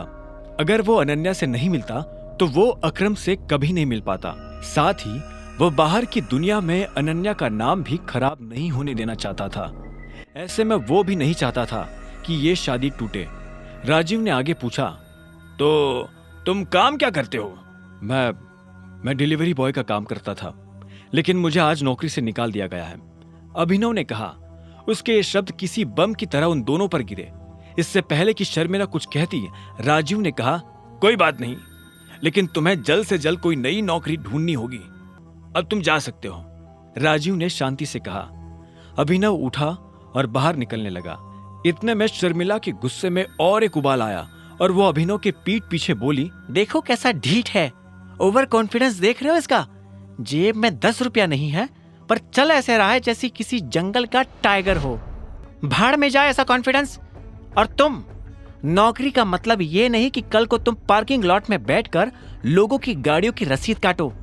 मेरा मतलब है एक नौकरी जैसी नौकरी। अगर कल तक तुम्हें वो नौकरी मिल जाती है तो तुमने जो कहा है मैं उसके बारे में सोच सकती हूँ। शर्मिला से ये सुनते ही अभिनव के चेहरे पर एक बड़ी सी मुस्कान आ गई। शर्मिला को नहीं पता था कि अभिनव कौन है और उसके पीछे किसका हाथ है। उसने मुस्कुराते हुए हाँ में सिर हिलाया और घर के अंदर जाने लगा। रात बहुत हो चुकी थी और उसे पता था कि इस वक्त वो अपने घर नहीं जा सकता। उसने सोचा था कि वो अनन्या के कमरे में जाकर सो जाएगा। क्या है, रात हो गई है, मैं अपने घर नहीं जा सकता, मुझे सोने के लिए जगह चाहिए। तो क्या, तुमने मुझे यहां मम्मी पापा से मिलने के लिए बुलाया था ना, तो अब तुम जगह दो। तुम्हें क्या लगता है मैं तुम्हें फिर से अपने कमरे में आने दूंगी? तो और मैं कहाँ जाऊंगा, मुझे नहीं पता। अनन्या ने दरवाजा बंद किया और दूसरी तरफ से चिल्लाते हुए बोली, नौकरों की जगह मालिकों के कमरों में नहीं, घर के स्टोर रूम में होती है। ये सुनते ही अभिनव को बुरा लगा, पर वो कर भी क्या सकता था। उसने बस बंद दरवाजे को देखा और हताशा से अपना सिर हिलाने लगा। उसे पता था कि उसे बाकी कमरों में भी कोई जगह नहीं मिलने वाली है, इसलिए जहां इस घर के नौकर सोया करते थे अभिनव वहां चला गया। वहां उसे किस्मत से एक बिस्तर खाली मिला और अभिनव उस पर जाकर सो गया। अभिनव को कब नींद लगी और कब सुबह हो गई उसे पता ही नहीं चला। वो जल्द से जल्द तैयार हुआ और AK प्राइवेट लिमिटेड पहुंच गया। जैसे ही वो कैब से बाहर निकला तो सबसे पहले उसकी नजर सनी पर पड़ी। सनी ने भी उसे देखा और चालाकी से मुस्कुराते हुए बोला, आहा, देखो जरा कौन आया है, सिक्योरिटी। वो अभिनव को अंदर नहीं आने देना चाहता था। सनी की एक आवाज पर सिक्योरिटी वाले वहां आकर खड़े हो गए। वो अकरम को फोन मिलाने वाला था, पर इससे पहले कि वो अकरम को फोन मिला पाता, इतने में एक सुंदर सी लड़की काली स्कर्ट और सफेद शर्ट में उसकी तरफ चली आ रही थी। उसने आते ही सिक्योरिटी वालों से कहा, तुम लोग जा सकते हो, ये मेरे साथ है। इतना कहकर उसने अभिनव की तरफ देखा। ये देख सनी के होश उड़ गए। उस दिन पार्टी में और अब यहाँ भी अभिनव ने सनी को गलत साबित कर दिया था। इससे पहले कि वो कुछ कह पाता, अकरम की सेक्रेटरी जेनी ने उसे शांत रहने का इशारा कर दिया था। अभिनव को सनी के चेहरे पर छाया मातम देखकर काफी खुशी हो रही थी। वो मुस्कुराया और जेनी के साथ निकल गया। आपको अकरम ने बताया कि मैं यहाँ क्यों आया हूँ? ये सुनते ही जेनी के कान खड़े हो गए। अभिनव जैसा आदमी जो यहाँ नौकरी के लिए आया था, वो अकरम को अकरम कहकर बुला रहा था। जेनी ने इस सवाल का कोई जवाब नहीं दिया। उसने अपने ऑफिस का दरवाजा खोला और अंदर चली गई। अभिनव भी उसके पीछे पीछे अंदर आया और बोला, तुमने मेरे सवाल का जवाब नहीं दिया। सॉरी, जेनी ने कहा। जेनी ने जिस तरह से सॉरी कहा, अभिनव को समझ आ गया था कि वो उसे पसंद नहीं करती थी। जेनी ने इतने में अपनी टेबल पर रखा एक पेपर उठाया और अभिनव की तरफ बढ़ा दिया। अभिनव ने पेपर लिया और उससे पढ़ने लगा। उस पेपर पर उन नौकरियों के नाम लिखे थे जो अभिनव कर सकता था। उसने लिस्ट पर अपना ध्यान लगाया और देखा कि उसमें कुछ नौकरियों के ऊपर स्टार बना हुआ था। उसने जेनी को देखा और बोला, ये यहाँ स्टार क्यों बना? ये स्टार इसलिए बना है क्योंकि इन पोजीशंस पर हमारे पास ऑलरेडी कोई ना कोई काम कर रहा है और हम इन पर नई भर्ती नहीं ले रहे हैं। तुम चाय लेना पसंद करोगे या कॉफी? मैं मैनेजर बनना पसंद करूंगा। अभिनव ने भी उसके सवाल का जवाब ना देते हुए कहा। ऐसे में जेनी बोली, लेकिन मैनेजर की पोजीशन पर पहले से स्टार बना हुआ है, आप पता है मुझे। तो जिस पोजीशन पर पहले से कोई बैठा हुआ है उस पर तुम कैसे बैठ सकते हो? तुम क्या उस एम्प्लॉय को कंपनी से बाहर करवाना चाहते हो? मैंने तो ऐसा नहीं कहा। मैं बस इतना जानता हूं कि लिस्ट मुझे तुम्हें नहीं दी थी। हाँ, लेकिन तुम्हारा नाम जेनी। जेनी ने गुस्से में कहा। अभिनव के सवालों से उसे चिढ़ हो रही थी। अभिनव को उसके नाम से कोई मतलब नहीं था। उसने आखिर में कहा, देखो जेनी, इसमें मेरी कोई गलती नहीं है। तुमने मुझे लिस्ट लाकर दी, मैंने उसमें से अपनी पसंद की पोस्ट चुन ली। अब आगे क्या करना है वो तुम देखो। ठीक है मिस्टर अभिनव, तो अब मुझे तुम्हारे बारे में कुछ जानकारियों की जरूरत पड़ने वाली है और तुम्हारा ऑफिस कल से शुरू हो जाएगा, जेनी ने कहा। अभिनव ने हाँ में सिर हिलाया और वहां से निकल गया। सनी को अभी भी समझ नहीं आ रहा था कि आखिर अभिनव वहां क्या लेने आया था। उधर अभिनव को लगा कि अब कल से नौकरी पर जाने के लिए उसे नए कपड़ों की जरूरत पड़ने वाली है। कपड़ों के साथ साथ उसे अपना फोन भी बदलने की जरूरत थी। अकरम का दिया हुआ चेक उसकी जेब में ही रखा हुआ था। अभिनव अपने चेक से पैसे निकालने के लिए बैंक चला आया। तभी उसकी नजर प्रणव से मिली। प्रणव उन लोगों में से था जो अभिनव की गरीबी का मजाक उड़ाया करता था। जैसे उसने अभिनव को बैंक के अंदर आते हुए देखा तो बोला, अरे वाह, देखो तो कौन आया है। प्रणव खुद एक बैंकर था। वो अरबपति तो नहीं था, लेकिन उसके पास अच्छी खासी दौलत थी। वो दिखने में भी स्मार्ट था। वो अभिनव को इसलिए जानता था क्योंकि अभिनव अक्सर इस बैंक में डिलीवरी के काम से आया करता था। हालांकि वो दिखने में अभिनव के आगे कुछ नहीं लगता था, लेकिन उसमें और अभिनव में एक ही फर्क था, गरीबी का। हेलो, मुझे थोड़े पैसे निकालने हैं, अभिनव ने कहा और प्रणव को चेक दिखाने लगा। प्रणव ने बिना चेक देखे कहा, चेक से? तुम्हें पता है ना, चेक से सिर्फ बड़ी रकम ही निकाली जा सकती है। मेरा अमाउंट बड़ा है, यहाँ काउंटर पर नहीं निकल पाएगा, इसलिए मैं मैनेजर से मिलना चाहता हूँ। ये सुनते ही प्रणव जोर जोर से हंसने लगा और बोला, तुम्हें उसकी जरूरत नहीं पड़ेगी, मुझे अपना चेक दिखाओ। अभिनव ने गुस्से में प्रणव को अपना चेक दिखा दिया। प्रणव ने बिना देखे अभिनव और बाकी लोगों की आंखों के सामने चेक फाड़ दिया। अभिनव प्रणव पर चिल्ला उठा, तुम्हारा दिमाग खराब है क्या? सिक्योरिटी को बुलाओ और इस आदमी को अभी के अभी बाहर निकलवाओ यहाँ से। फर्जी चेक लाकर बैंक वालों को बेवकूफ बनाता है। अभी पुलिस बुलाकर तुझे अंदर करवाता हूँ। इधर अभिनव ने अपने फाड़े गए चेक के टुकड़ों को मुट्ठी में भरा और गुस्से में अपनी मुट्ठी भींच ली। इतने में सिक्योरिटी वाले आए और उन्होंने अभिनव को चारों तरफ से घेर लिया। छोड़ो मुझे, छोड़ो, अभिनव ने कहा और गार्ड्स के हाथ से खुद को छुड़ाने की कोशिश करने लगा, लेकिन वो लोग उसे छोड़ नहीं रहे थे। क्या हो रहा है यहाँ? यह आवाज और किसी की नहीं बल्कि बलराज की थी। उसने अभिनव को दूर से ही पहचान लिया था। बलराज को देखते ही अभिनव की जान में जान आ गई थी। अब कोई उसका कुछ नहीं बिगाड़ सकता था। प्रणव ने बलराज की तरफ देखा और बोला, सॉरी सर, मुझे पता नहीं था कि आप इस तरह यहाँ आ जाएंगे। मैं तो बस इस आदमी को फर्जीवाड़ा करने से रोकने की कोशिश कर रहा था। यह सुन बलराज ने अभिनव को ऊपर से नीचे तक देखा और फिर गार्ड्स की तरफ देखते हुए बोला, छोड़ दो उसे, बलराज ने कहा और मैनेजर के कैबिन की तरफ बढ़ने लगा। उसने पलटकर अभिनव को भी अपने साथ आने का इशारा किया। अगर इसने कुछ गलत किया है तो इस बारे में मैनेजर को पता होना चाहिए। अगर तुम अपने लेवल पर एक्शन लोगे तो हो सकता है कि मैनेजर बुरा मान जाए। जी सर, प्रणव ने हाँ में सिर हिलाते हुए कहा। बलराज ने अभिनव को घूरा और उसे अपने साथ अंदर आने का इशारा करने लगा। दोनों एक साथ मैनेजर के बड़े से कैबिन में दाखिल हो गए थे। मैनेजर अपनी कुर्सी पर बैठकर कंप्यूटर पर काम कर रहा था। बलराज ने उसका ध्यान अपनी तरफ खींचने के लिए दरवाजे को जोर से बंद किया। अचानक से मैनेजर की नजर दरवाजे पर पड़ी।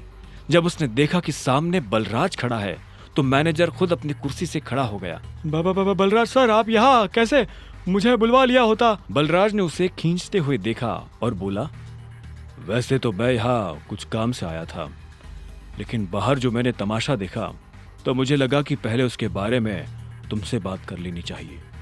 तुम्हें पता है ये साहब कौन है? मैनेजर ने अभिनव की तरफ देखा। उसकी नजर उसके चेहरे से फिसलते हुए उसके हाथों और आखिर में उसकी अंगूठी पर चली गई।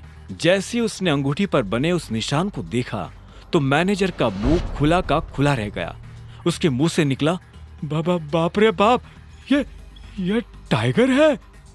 ये कौन है? अभिनव ने बलराज से पूछा। ये उस टीम का आखिरी हिस्सा है जिस टीम के तुम कैप्टन हो टाइगर।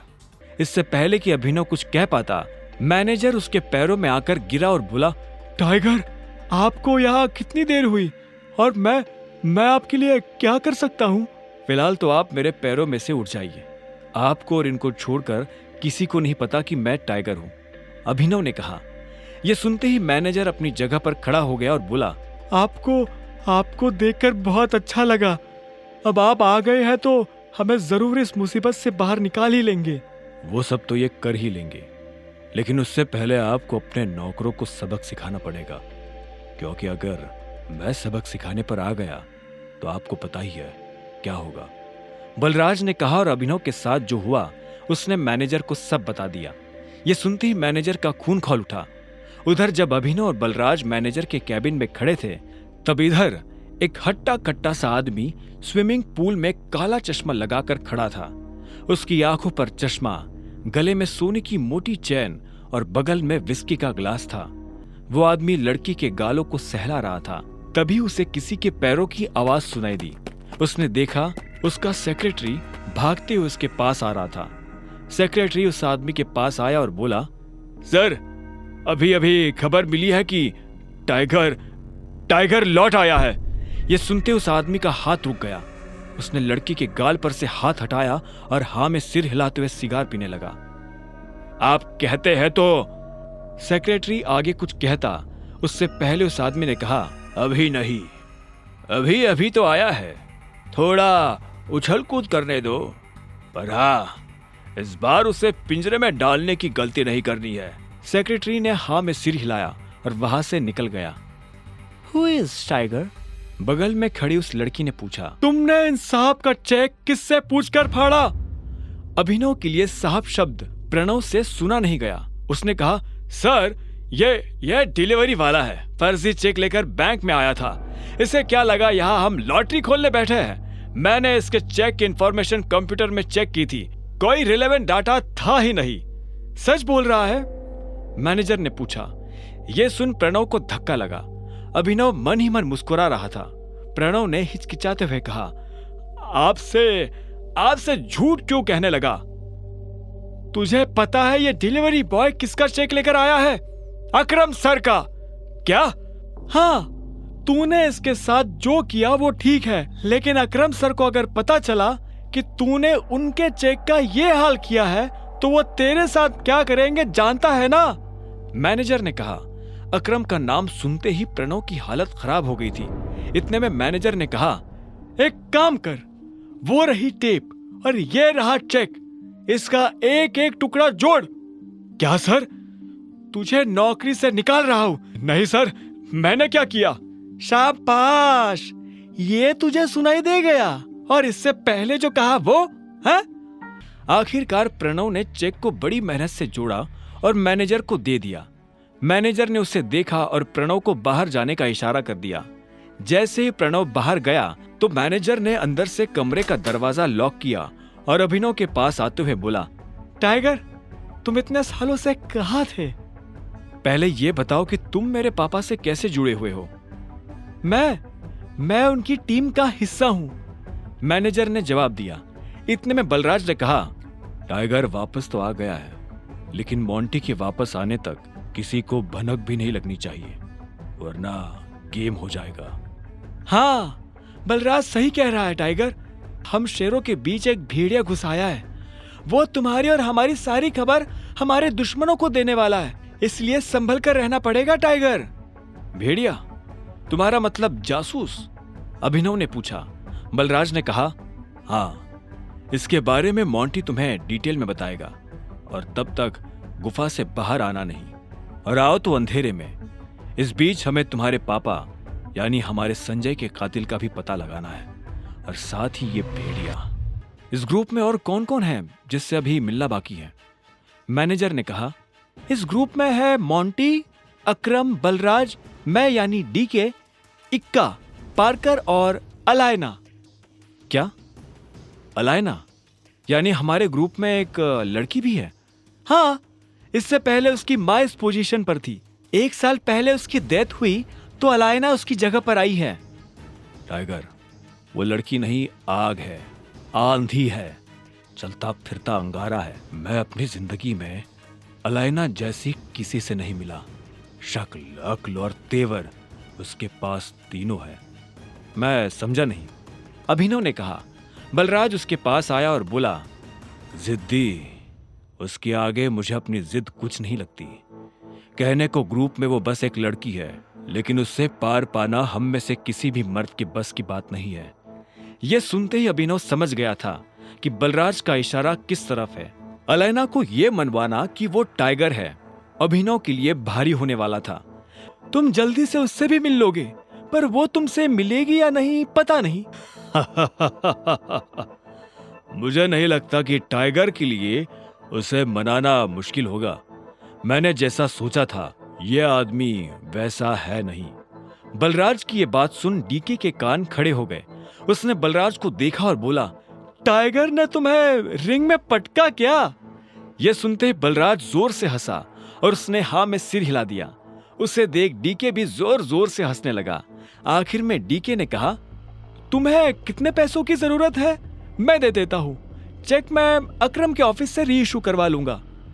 मुझे अभी 1 करोड़ रुपए चाहिए, बचे 49 करोड़ मेरे नए अकाउंट में डलवा देना, अभिनव ने कहा। और यह सुन डीके उसके लिए पैसे लेने चला गया।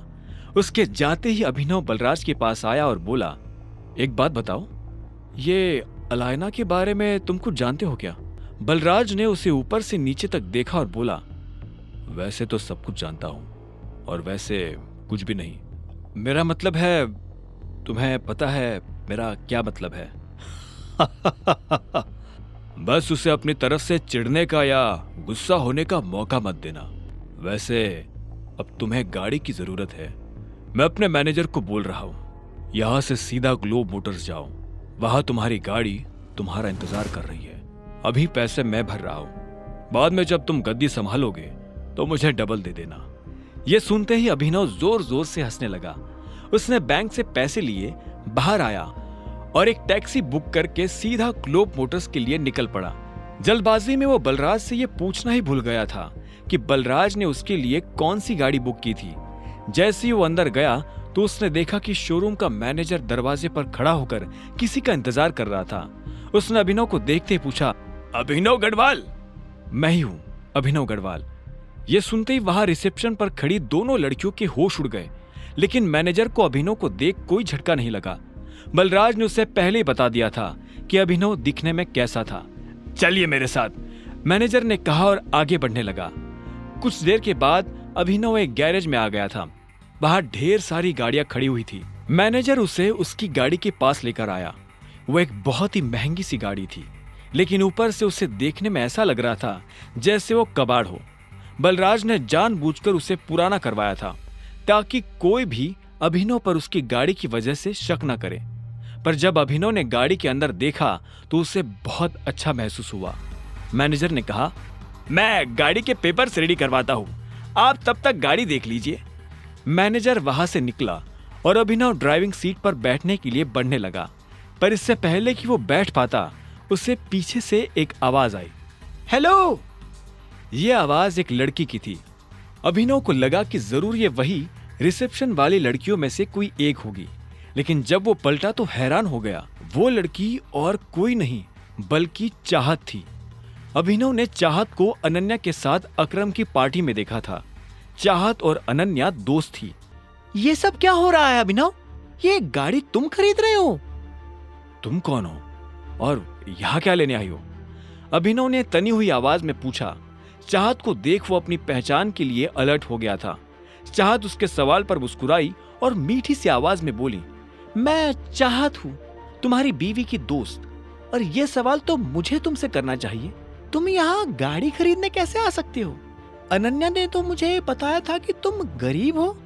हाँ, मैं गरीब ही हूँ। ये गाड़ी तो मैं अपने बॉस के लिए लेने आया हूँ। चाहत ने उसे कुछ पल के लिए देखा और बोली, पक्का? झूठ तो नहीं बोल रहे हो? मैं तुमसे झूठ क्यों बोलूंगा? पता नहीं, एक काम करती हूं, मैं अनन्या को भी यहां बुला लेती हूं। दूसरे की सही, पर जब वो तुम्हें गाड़ी में देखेगी तो खुश हो जाएगी। नहीं नहीं, उसे उसे बुलाने की क्या जरूरत है? क्यों बेकार में उसे परेशान करती हो तुम बताओ ना, मैं तुम्हारे लिए क्या कर सकता हूं? यह सुनते ही चाहत के चेहरे पर मुस्कान आ गई। उसने कहा, मुझे चाहिए ट्रीट। क्या तुम मुझे ट्रीट पर लेकर नहीं चलोगे? देखो, मैं तुम्हारी बीवी की दोस्त हूं और मुझे नहीं लगता कि तुम्हें मुझे मना करना चाहिए। इससे पहले कि अभिनव उसकी बात का कोई जवाब दे पाता, चाहत ने गाड़ी का दरवाजा खोला और वो पैसेंजर सीट पर जाकर बैठ गई। ठीक इसी वक्त मैनेजर डॉक्यूमेंट्स लेकर आया और उसने डॉक्यूमेंट्स अभिनव को दे दिए। अभिनव भी ड्राइविंग सीट पर बैठ गया। उसे पता था कि चाहत खुद एक रईस परिवार से आती थी। ऐसे में वो उसे अकरम के एक होटल में ले जाने वाला था। चाहत पूरे रास्ते रह रहकर अभिनव को देख रही थी। अभिनव को समझ नहीं आ रहा था कि वो उससे चाहती क्या है। जैसे ही अभिनव की गाड़ी अकरम के होटल के नीचे पार्क हुई तो अभिनव का फोन बज उठा। उसने देखा अकरम का फोन था। हेलो, क्या हुआ टाइगर, सब ठीक? मैंने देखा तुम्हारी गाड़ी मेरे ऑफिस के नीचे आई है। उधर से अकरम ने पूछा। हाँ, वो मैं होटल में किसी के साथ लंच के लिए आया था। हाँ, वो तो मैं देख ही रहा हूँ। जरा ऊपर आओ, मैं तुम्हें अपना वीआईपी कार्ड दे देता हूँ ताकि तुम दोनों को वीआईपी ट्रीटमेंट मिले। अकरम ने मुस्कुराते हुए कहा। अभिनव ने फोन रखा और पलटा तो पाया कि चाहत उसके पीछे खड़ी थी। चले? हाँ, नहीं, तुम एक मिनट यही रुको, मुझे थोड़ा काम है, मैं वो निपटा कर आता हूं।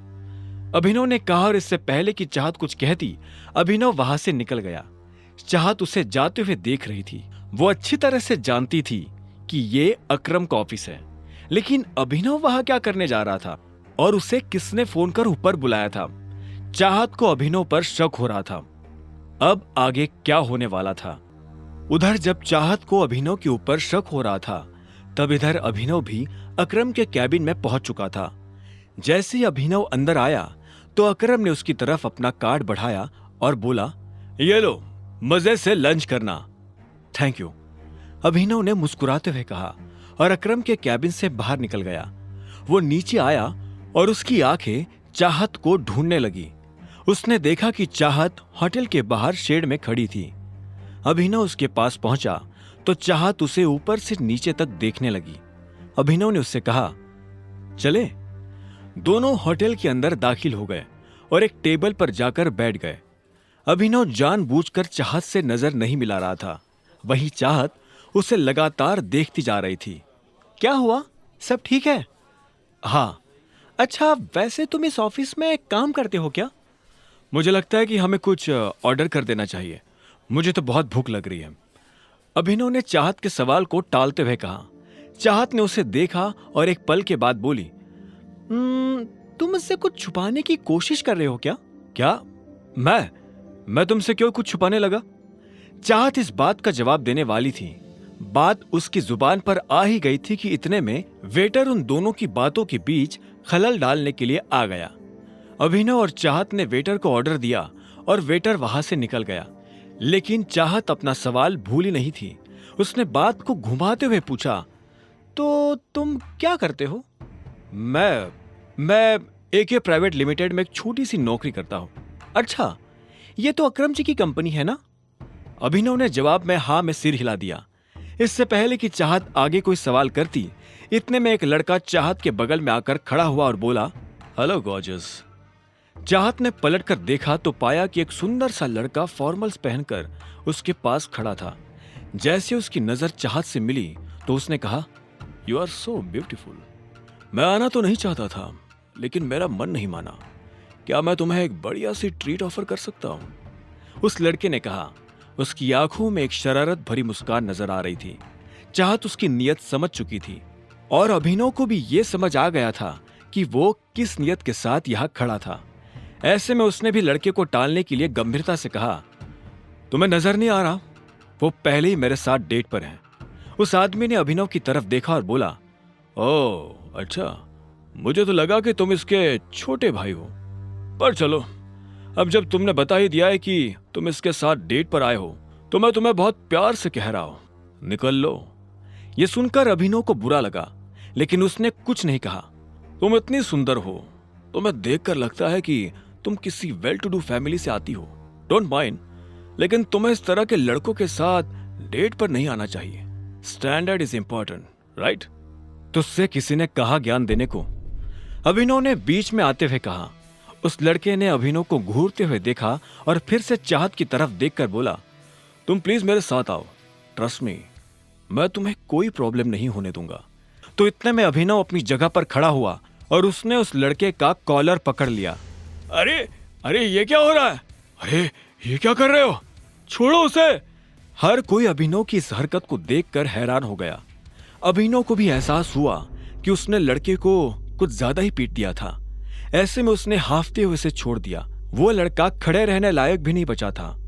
अभिनव को जब होश आया तो उसने उस लड़के को ऊपर से नीचे तक देखा तो उसे बहुत बुरा लगा। वो ऐसा कुछ करना नहीं चाहता था, लेकिन अगर वो ये नहीं करता तो वो लड़का चाहत को परेशान करता रहता। अभिनव पलटा और चाहत को देखने लगा। चाहत दूर खड़ी होकर मुस्कुरा रही थी। उसकी मुस्कान में अभिनव को एक तरह की शांति नजर आ रही थी। अब उसे डर नहीं लग रहा था। तभी अभिनव के कंधे पर पीछे से एक हाथ आया और उसने अभिनव के कंधे को कसकर पकड़ लिया। अभिनव ने पलटकर देखा तो पाया कि वही लड़का उसे मारने के लिए खड़ा था, पर इससे पहले कि वो अभिनव पर हाथ उठाता, अभिनव ने उसे कोहनी से झटका दिया और वो नीचे गिर गया। हर कोई अभिनव के फोटो खींच रहे थे, उसकी वीडियो बना रहे थे। अभिनव को ये देख अच्छा नहीं लग रहा था। उसे ये सब अजीब लग रहा था। वो यहां से निकल जाना चाहता था, पर इससे पहले कि वो निकल पाता, इतने में पीछे से आवाज आई। क्या हो रहा है यहाँ? ये कोई मछली बाजार नहीं है, एक रेप्यूटेड होटल है। ये आवाज और किसी की नहीं बल्कि होटल के मैनेजर की थी। तुम्हारी हिम्मत कैसे हुई हमारे वीआईपी कस्टमर के ऊपर हाथ उठाने की? क्योंकि इस आदमी ने हम लोगों को परेशान किया। मैं इसे मुंह नहीं लगाना चाहता था, फिर भी ये मेरे बारे में भला बुरा कह रहा था और इसने मेरे पिता के बारे में भी उल्टा सीधा कहा था। बस इतनी सी बात पे तुमने इनके साथ इतना कुछ कर दिया। अभी के अभी माफी मांगो इनसे। मैं इससे माफी मांगू? इससे कहो कि ये मुझसे माफी मांगे। चुपचाप माफी मांग। तू जानता नहीं मैं कौन हूं। बिना माफी मांगे मैं तुझे इस होटल से बाहर भी नहीं निकलने दूंगा, उस आदमी ने कहा जिसे अभिनव ने मारा था। मामला बिगड़ता जा रहा था। अब इससे पहले की बात आगे बढ़ती, चाहत बीच में आई और बोली, एक्चुअली गलती अभिनव की नहीं है, इस आदमी की है। इसने मुझे छेड़ने की कोशिश की। यह मुझसे गलत तरीके से बात कर रहा था। मैं और अभिनव साथ में लंच पर आए थे, पर यह आदमी। चाहत ने सारी बात मैनेजर और आसपास खड़े लोगों को बता दी। मैनेजर ने पलटकर उस लड़के को देखा और बोला, क्या यह सही है? उस लड़के ने कोई जवाब नहीं दिया। ऐसे में मैनेजर फिर से चाहत की तरफ पलटा और बोला, जो भी हो मैडम, पर इससे माफी तो मांगनी ही पड़ेगी। अभिनव समझ गया था कि मैनेजर उससे ऐसे क्यों बात कर रहा था। असल में वो अभिनव को उसके कपड़ों से जज कर रहा था। जब अभिनव को लगा कि उसके पास और कोई रास्ता नहीं है, तो उसने अपनी जेब से अकरम का कार्ड निकाला और मैनेजर की तरफ बढ़ाते हुए बोला, तुम्हें पता है मुझे ये कार्ड किसने दिया है? इस पर लिखा नाम पढ़ लो, उसके बाद तुम्हें समझ में आ जाएगा कि निष्पक्ष फैसला कैसे किया जाता है। हाँ, ये सही कह रहा है। भीड़ में से किसी ने अभिनव की बात का समर्थन करते हुए कहा। मैनेजर ने अभिनव से कार्ड लिया और उसे ध्यान से देखने लगा।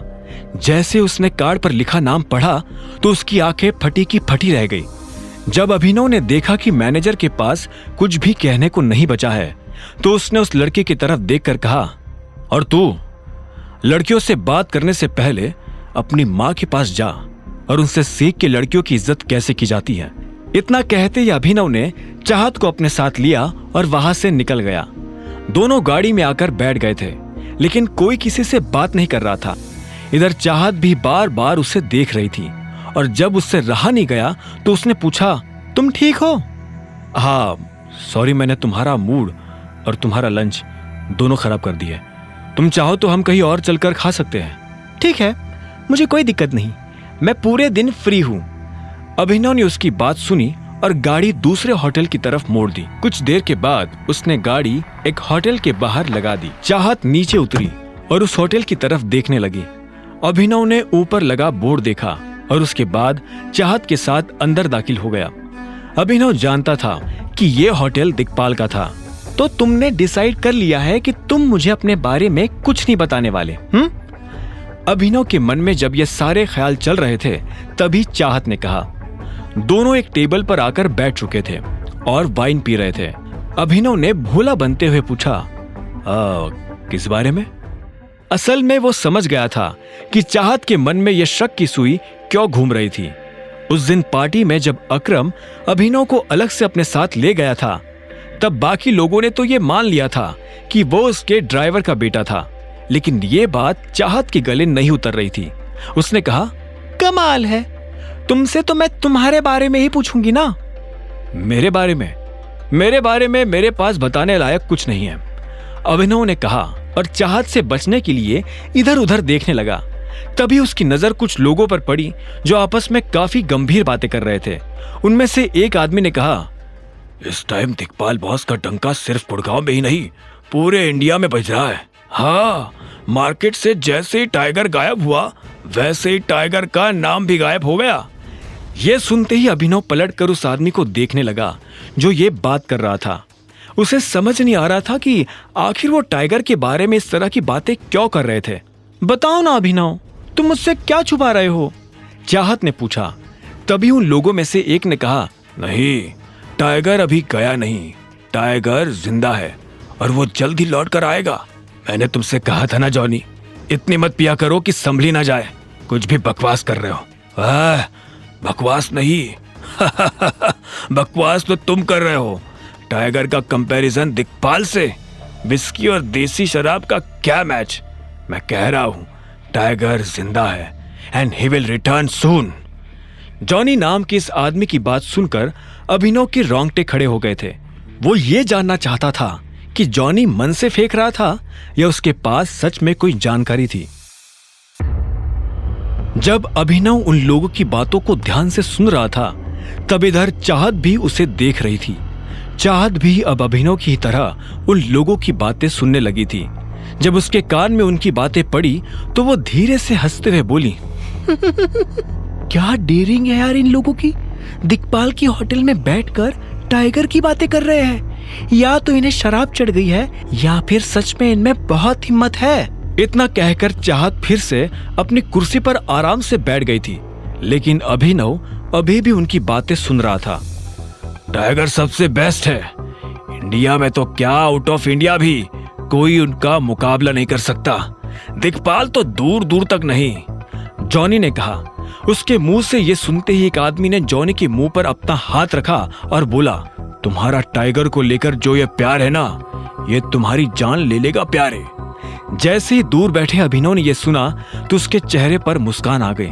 इतने में तीसरे आदमी ने कहा, हाँ यार, ये जॉनी हमें मरवा देगा। मुझे लगता है कि हमें यहां से निकल जाना चाहिए।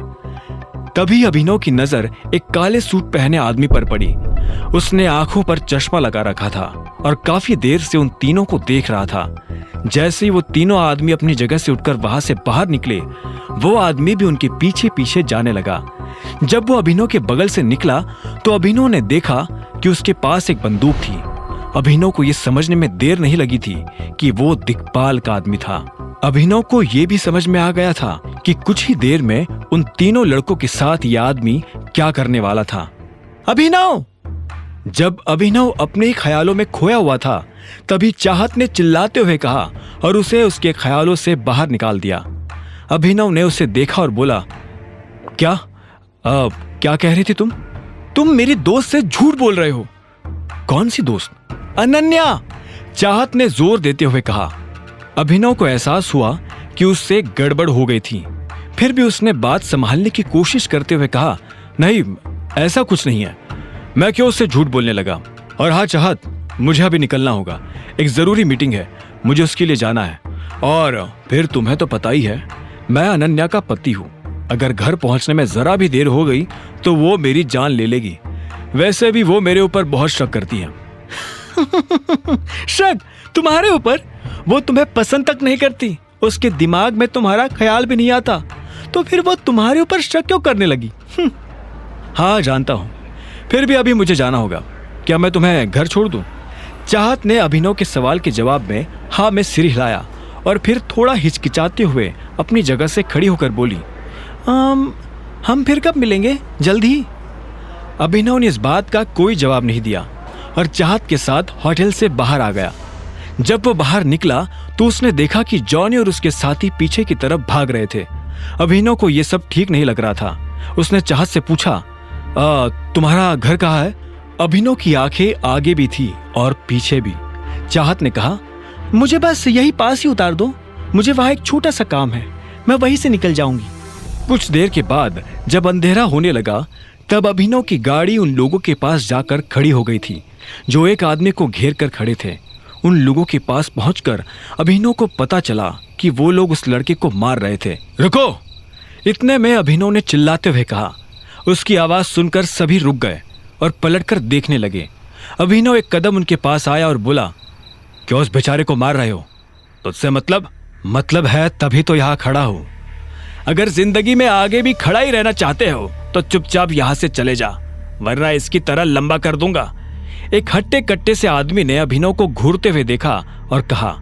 यह सुन अभिनव को हंसी आ गई। उसने कहा, अरे ये लाइन तो मैं तुझे बोलने वाला था, तूने मेरी लाइन छुड़ाई, अब तो तू और ज्यादा मार खाएगा।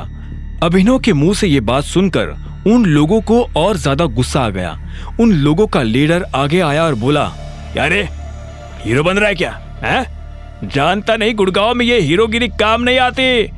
चुपचाप चला जा, वरना बेकारी हमें एक की जगह 2 कब्रें खोदनी पड़ेगी।